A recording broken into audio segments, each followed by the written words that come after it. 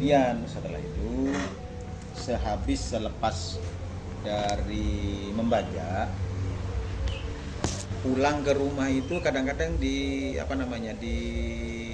dilepas pengonong istilahnya ya, pengonong itu ya, kayu penghubung antara sapi satu dengan yang lainnya untuk membentuk pasangan sapi, pengonong itu istilahnya. Itu tidak dilepas untuk mempermudah pemilik sapi itu membawa dua pasang sapi sekaligus pengonong sampai di rumah. Ternyata dari situ, dari cara berjalan, pastinya dari perawatan itu ya, itu ternyata ada nilai-nilai seninya. Maka kemudian setelah itu dibikinlah kelompok-kelompok untuk sekedar bertemu, membanding-bandingkan antara yang satu dengan yang lain. Ya, itu sebagai ajang silaturahim sekaligus ya, semacam promosi hasil perawatan sapi. Nah, baru setelah itu dibikinlah ini gelanggang, semacam gelanggang khusus sebagai arena pacu untuk sapi sono, lengkap dengan candreng metura, labeng seketeng, pintu gapura itu ya. Lengkap, kalau dulu lengkap dengan ada kaca cerminnya. Jadi sapi yang tidak benar-benar terlatih takut secara otomatis. Tapi ternyata kan setelah sapi ini dilatih sedemikian rupa, dirawat sedemikian rupa, akhirnya sapi itu bisa manut, bisa berperilaku sebagaimana yang dikehendaki oleh pejokinya, oleh pemiliknya. Nah, itu asal usul sapi sono seperti itu. Baru berkembang kemudian sampai detik saat ini. Dia sebagai pencetus sapi sono itu, kalau di sini ada tamu-tamu kehormatan, dia pasti disuguhin itu seni budaya sapi sono itu. Dan rata-rata mereka itu kagum dengan perawatannya, dengan bentuknya, dengan kecantikannya, rata-rata seperti itu. Sehingga di sekitar tahun 80-an dia sebagai pencetus sapi sono pernah menjadi duta Indonesia ke Filipina. Dia dikirim ke Filipina bersama beberapa orang, tapi dari provinsi yang lain, dikirim ke Filipina waktu itu sebagai duta Indonesia untuk membandingkan sapi sini dengan sapi di Filipina. Saya kurang tahu pasti kok ke arahnya ke Filipina. Saya waktu itu saya juga kurang paham, karena saya waktu itu masih SD kelas 1, kelas 2 kira-kira waktu itu. Dan di tahun 80-an itu turis mancanegara banyak yang hadir ke sini. Yang kalau menurut saya rata-rata itu memang pakar di kehewanan kayaknya. Karena di antaranya pernah datang, siapa namanya itu saya udah agak lupa namanya, tapi namanya itu asalnya itu dari Kanada. Itu dia juga mencermati sapi sini, sapi Madura yang ada di Dempo Barat ini, sapi bibit unggul ini. Hanya dengan melihat kotorannya saja dia sudah bisa menebak yang pakannya itu, makanannya itu, bahan makanannya itu dari apa. Jadi itu yang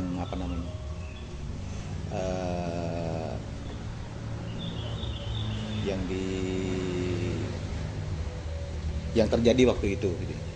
Baru setelah itu kemudian diadakan perlombaan, ya, tapi lombanya pernah juga sampai dicari juara 1, juara 2-nya. Pernah di lomba seperti kerapan sapi, ini sejarahnya. Tetapi beliau sebagai pencetus sama sekali tidak setuju kalau sapi sono ini dilombakan. Mengapa? Karena sapi sono itu lebih kepada nilai seninya. Lebih kepada nilai seni. Seni itu saya kira sulit untuk bisa dilombakan karena nilai-nilai seni itu tergantung siapa yang mengkonsumsi gitu ya. Jadi orang yang mempunyai rasa nilai seninya lebih tinggi, insya Allah jauh bisa lebih menyerap nilai-nilai seni yang ada. Sehingga dia bilang kalau sapi sono ini dilombakan maka sapi sono akan punah. Dan betul, setelah dilombakan dan itu pernah juga sampai dilombakan sampai dengan tingkat tingkat Madura, yang semadura, event yang tingkat Madura. Dan ternyata itu betul. Di situ hanya terjadi pertengkaran yang kemudian tidak membuat sapi sono semakin berkembang, tetapi justru mundur sampai ada keputusan dari pemerintah sapi sono sudah tidak diperbolehkan tampil di ajang itu. Pada kisaran tahun 2000 sekitar 2004, 2003, 2004. Nah, dengan perjuangan lobby-lobby yang dilakukan oleh Kepala Desa Dempo Timur, Kepala Desa Dempo Barat, Kepala Desa Waru Barat pada saat itu, maka sono kemudian bisa ditampilkan kembali di ajang Piala Presiden di Semadura di Pamekasan. Tapi dengan catatan waktu itu tidak dilombakan, tidak dicari kejuaraannya, hanya sekedar tampil sebagaimana kontes biasa. Seni. Sebagai ini ya untuk menampilkan seni-seninya, seni budayanya. Dan itu tetap berkembang sampai dengan detik ini. Alhamdulillah tetap kita bisa eksis dan bahkan penggemarnya semakin meluas. Kalau Sumeneb itu saya kira sudah rata dari semua kecamatan terkecuali yang ada di kepulauan. Pamekasan, Sampang memang sudah berkembang, hanya mungkin sementara ini Bangkalan masih belum.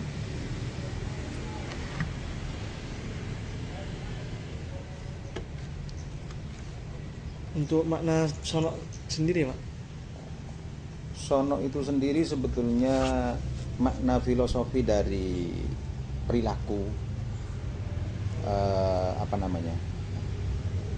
tata krama orang Madura sebetulnya. Itu dalam penilaian sapi sono itu detail sekali sebetulnya penilaiannya. Kalau masih peserta itu sangat memungkinkan untuk dinilai dengan seksama, jadi kita cara menilainya juga detail juga. Tetapi kan untuk akhir-akhir ini karena memang penggemarnya sangat luar biasa membludak, sehingga peserta melebihi kapasitas maksimal semestinya dalam tampilan sapi sono ini, maka kemudian penilaian kadang-kadang kurang cermat juga gitu ya, untuk mengejar waktu agar supaya semua bisa tampil untuk bisa berlaga semua peserta itu. Di dalam penilaian itu dinilai kekompakannya, dinilai keserasian sapi yang satu dengan yang lain dalam satu pasang. Satu. Yang kedua cara berjalannya. Cara berjalannya itu juga punya nilai-nilai seni. Sapi itu kadang-kadang ada yang modelnya kesusu, modelnya ini, tapi ada juga sapi yang melangkah dengan santai, dengan gemulai, itu ada juga ya, seperti itu. Nah, itu yang diharapkan semua peserta pemilik sapi sono seperti itu. Terus nanti begitu masuk di pintu gapura itu, posisinya bagaimana? Dia diam dengan cara anggun atau diam dengan cara marah, diam dengan cara seperti apa gitu ya. Itu juga ada nilai-nilainya. Dan cara dia masuk ke pintu gapura, apakah dengan kaki kiri atau dengan kaki kanan, itu juga ada. Maka sebenarnya syarat dengan filosofi norma-norma budaya Madura. Artinya sono itu dalam bahasa Madura itu Sono itu sebetulnya kan lebih apa ya, masuk ya, masuk. nyonok gitu ya.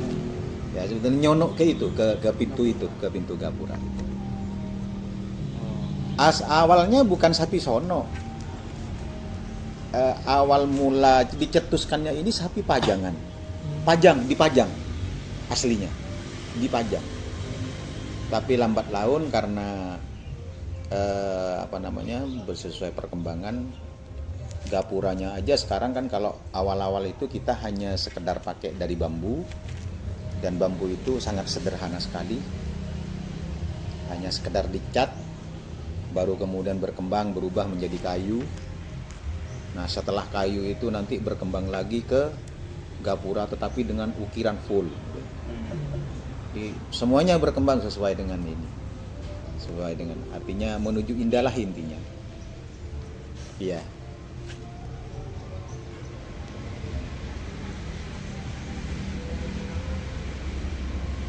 Hubungan antara sapi sono dengan tradisi kerapan sapi, Pak? Mungkin ada hubungannya. Saya kira hanya kalau itu bentuk kesenangan aja, bentuk kegemaran dari masyarakat. Karena begini, kalau sapi kerapan itu yang jelaskan yang dicari mana yang paling cepat larinya. Gitu ya. Toh walau begitu tetap dicari untuk bisa menghasilkan sapi yang kecepatan larinya itu maksimal, tentu tetap mencari indukan yang baik juga gitu. Cari pejantan dan cari indukan yang baik.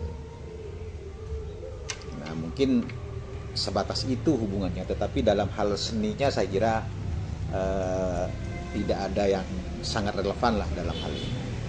Hanya kegemaran masyarakat petani.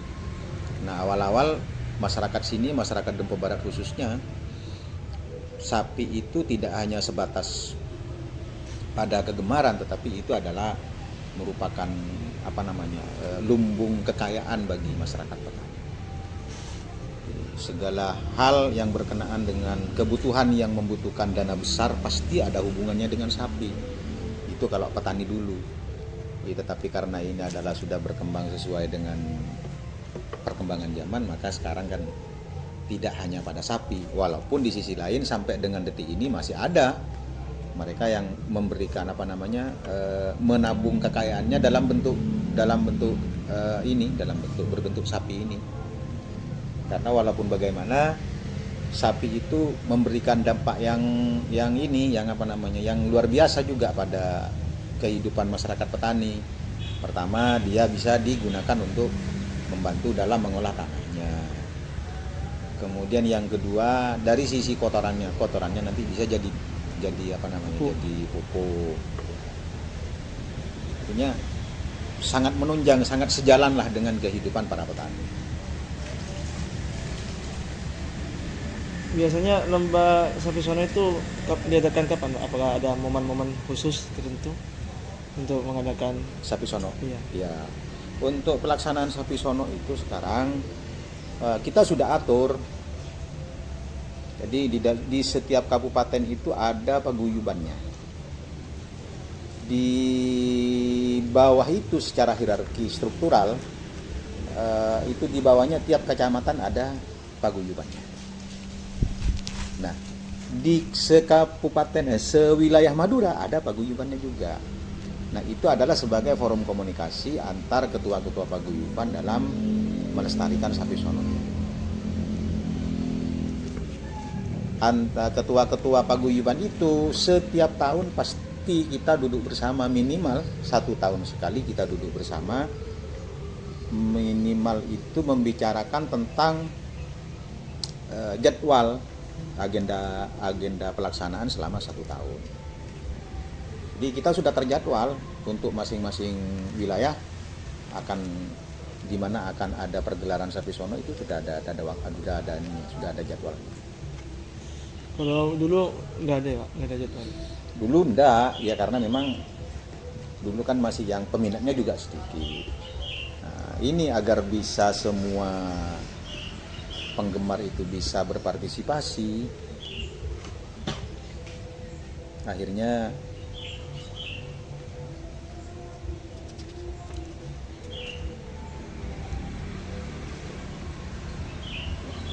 dibikin jadwal agar inilah, agar bisa ini nanti.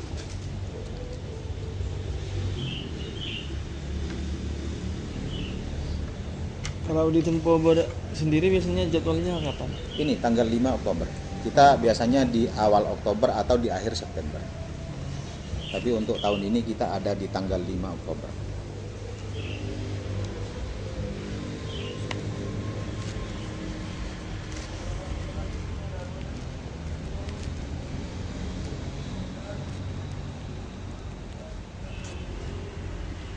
Kira-kira sejauh mana Pak partisipasi masyarakat dan para pemuda dalam tradisi ini? Gimana? Partisipasinya para pemuda dan masyarakat. Peran sertanya bagian masyarakat muda sini gitu ya. Iya. Luar biasa.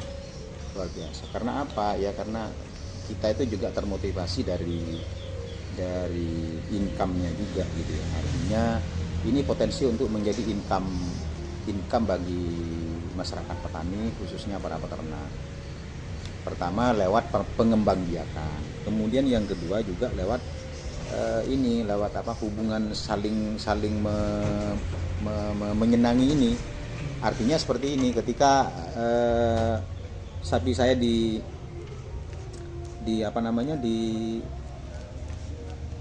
ditaksir lah oleh penggemar lain, maka otomatis kan untuk bisa terjadi transaksi jual beli kan harus ada penghubungnya. Ya seberapapun itu nanti akan bisa memberikan dampak juga, artinya memberikan income juga bagi penghubungan seperti itu. Ada prosentasenya lah mungkin seperti itu.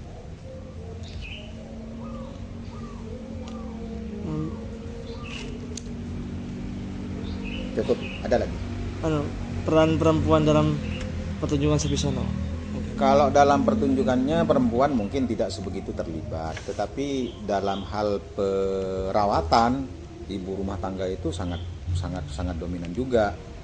Karena biasanya ibu-ibu para petani itu yang kemudian perawatannya bisa jauh lebih intens dari bapak-bapak. Dalam arti kata, kalau bapak itu kalau siang kan cari nafkah, sering keluar rumah.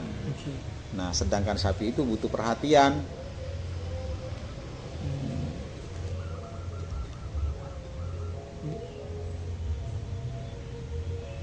Mungkin apakah sangat mendapat dukungan dari pemerintah atau pihak swasta di sini, Pak? Kalau dari pemerintah sejauh ini hanya sebatas memberikan dukungan, ya saya kira yang saya butuhkan sebetulnya adalah perhatian dari pemerintah itu yang kemudian jauh lebih mengarah kepada destinasi wisatanya. Itu yang kita butuhkan. Nah, itu kan perlu kolaborasi karena tidak mungkin dengan hanya satu objek wisata destinasi yang kemudian bisa mengundang banyak wisata. Biasanya kan memang harus berkolaborasi dengan budaya-budaya yang lain yang kemudian yang datang ini tidak hanya pada satu objek saja. Jadi banyak pilihan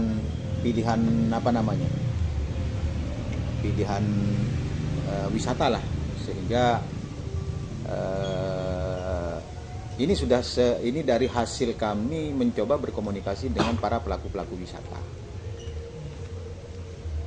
Nah, itu yang mungkin kami butuhkan di situnya, peran serta dari pemerintah untuk kemudian ambil bagian dalam hal ini. Apa saja Pak tantangan yang dihadapi ketika melestarikan sapi sono di era sekarang? Mungkin ada tantangan.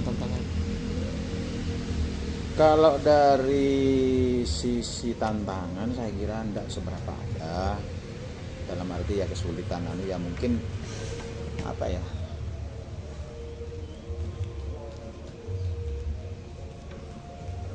mungkin kalau sekarang ini kita mengadakan event aja kan membutuhkan dana luar biasa. Nah, itu disebabkan karena biaya sewa untuk peralatan perlengkapan yang dibutuhkan itu juga mahal. Karena memang targetnya adalah indah. Jadi membutuhkan dana yang luar biasa. Nah, kalau ini kemudian terus perlengkapan ini juga ada peran serta dari pemerintah pun menyediakan ini, kan ini akan jauh lebih hemat.